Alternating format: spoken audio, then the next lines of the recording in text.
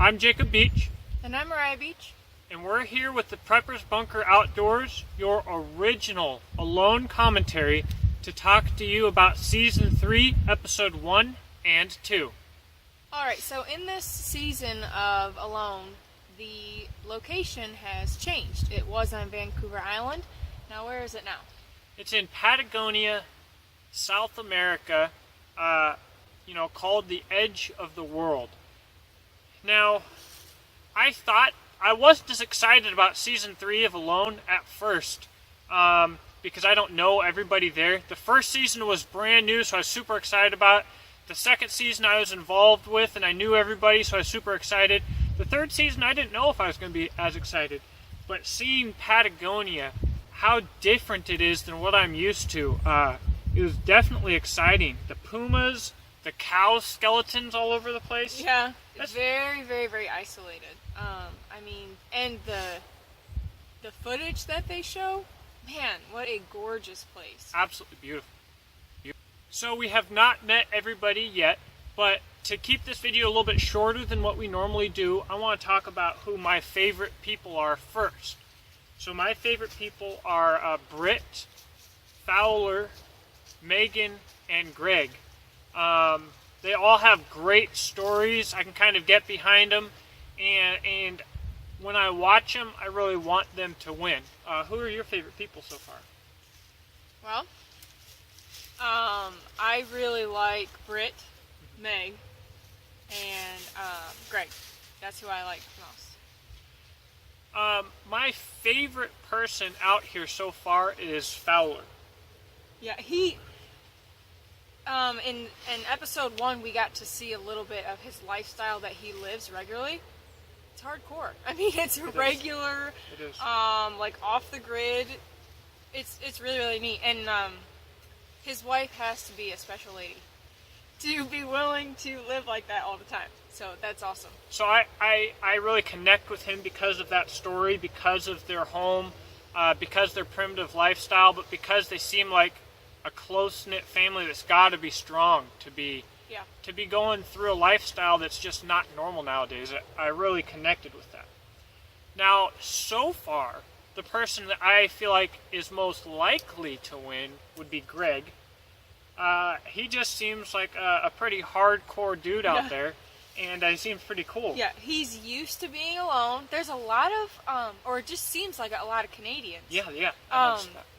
They are used to living in harsh climates. A lot of them, they're outdoorsy people. So, and he said that he's used to being alone, and I thought it was so funny. His daughter was like, well, if you're not the last one out there, then don't come and see me.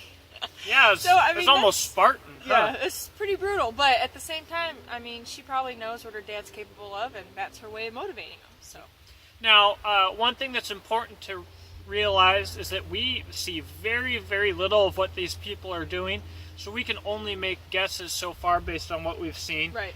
Britt, they gave us a quick little preview of his next episode, and he's like, I don't know what to do with all these fish. I'm going to have to start preserving them. So the guy's eating. So at this point, it's really hard to say who will win or who won't win. What we can say is who looks better on camera so far and who doesn't. But, I say that I think Greg has the best chance. I think Britt could take it. Dave. I didn't connect so much with Dave with his personality, which is why he isn't one of my favorite people. That says nothing about the guy's skills. He looks like he knows what he's doing out there. Mm-hmm. So, for me, I'd say between Dave and Greg right now is who I'm going to vote for as most likely to win. Between Dave and Greg. Okay. Yeah. And then I also really liked Megan too. I liked her line of work, biologist and forestry. She seems to know her plants. Definitely. Because of the line of work that she's in.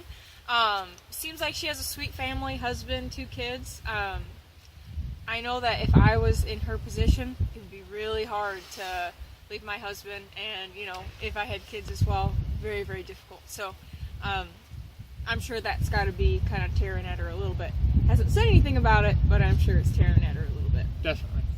Well, let's talk real quick about the 2 people who tapped. So the first guy to tap in episode 1 was Jim.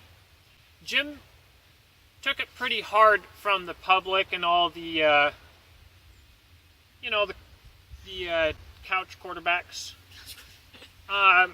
One of the things that he talked about was being a positive influence and having a positive state of mind, and he kind of let that down. Now, what he had going on at home or whatever, we don't know, but he does have a lot going on at home. What's going on in his head, we don't know. But to me, you see a lot of different ways that people break on Alone Season 1, 2, 3. To me, it seemed like Jim probably knows a ton. Probably awesome guy, had a lot going on, and was like, holy crap, this isn't what I think it is. Yeah, it was kind of a bummer. I can imagine being in that line of profession and, teaching students, be positive, your mindset. You get away and you are the first one to leave. I can see how that'd be difficult for him to come back to. That really is a bummer that did happen. But, it is hard to be away from, people that you love and that you're always surrounded around. And, being that they are going to be adopting, his wife and him are going to be adopting 3 kids, that's a lot to think about constantly. So I can see how, how that would be affecting him. Now, why it would be. I think a big thing here is that the couch quarterbacks have never been in these situations. They all say that they have. I survived 7 years. No, you didn't. Shut up. All right, so they've never been in these situations, and there's a difference between having a positive attitude when you are lost, you are surviving, and if you get down on yourself, you will die. Alone is a survival show, but it is not surviving in that context. It is staying out there the longest using survival skills. So there's a big difference in the positive mental attitude where it's, I need to stay positive or I'm going to die and never see anybody again. Right. Or I need to stay positive or I'm just going to go home. Right.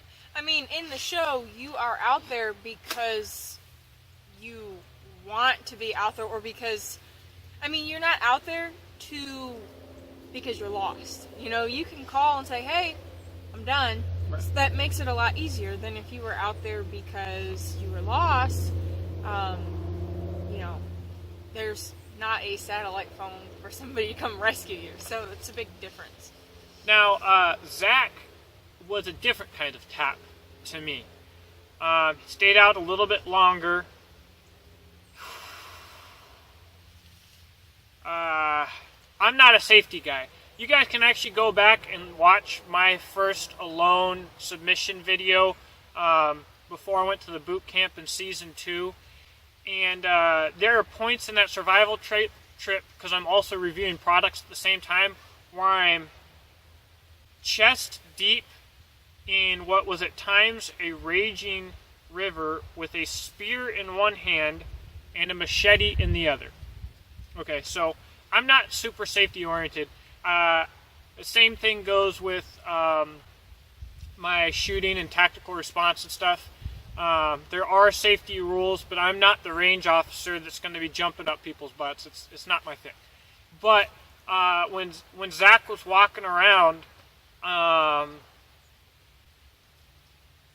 he's fighting branches with his knife, which we'll do a knife video here pretty soon. I'm not exactly sure yet what knife it was, but it's definitely not a machete.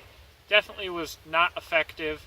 And he's got the axe unsheathed, and I'm thinking, why don't you have the face on the axe if you're not going to be using it? Well, especially if you're tripping as much as he was. Yeah, he's all over. It was like, he walks, he trips. But here's the thing, too. He's on, day 6 or 7. If you haven't eaten like he hasn't for that long, you're going to be tripping. You can go from being a stud to be a bumbling buffoon without food for that period of time. But, if you are going to be tripping that much and having difficulty with the terrain because that's not what you're used to, put your knife in the sheath, or if you're using the knife, put the face on the axe. I was like, he's going to fall. And then he fell, and I was like, he's going to cut himself, and he cut himself. And it was funny because it happened just like that. Yeah. But,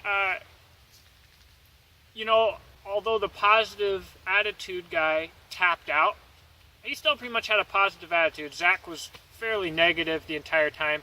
I felt like he was a little bit more out of his comfort zone there, which is fine because everybody who goes on alone, every single person is out of their comfort zone. If any one of them tells you otherwise, they're a liar. So that was definitely a bummer. All right, so there's 2 people we haven't met yet, Dan and Carly. We should hopefully meet both of them next episode. As soon as we've seen all of the people, we are going to set up who we think is going to win and what order they're going to tap out in. And we're definitely going to want to hear your opinion on that. But for this episode, just let us know what you saw that you thought was crazy, what you want to talk about, who you think is going to win, who's your favorite. Let us know what you think. Yep. Please subscribe. We love having you. The best part of these videos is always the conversation. So make sure to hit us up and have a great day. Thanks for watching.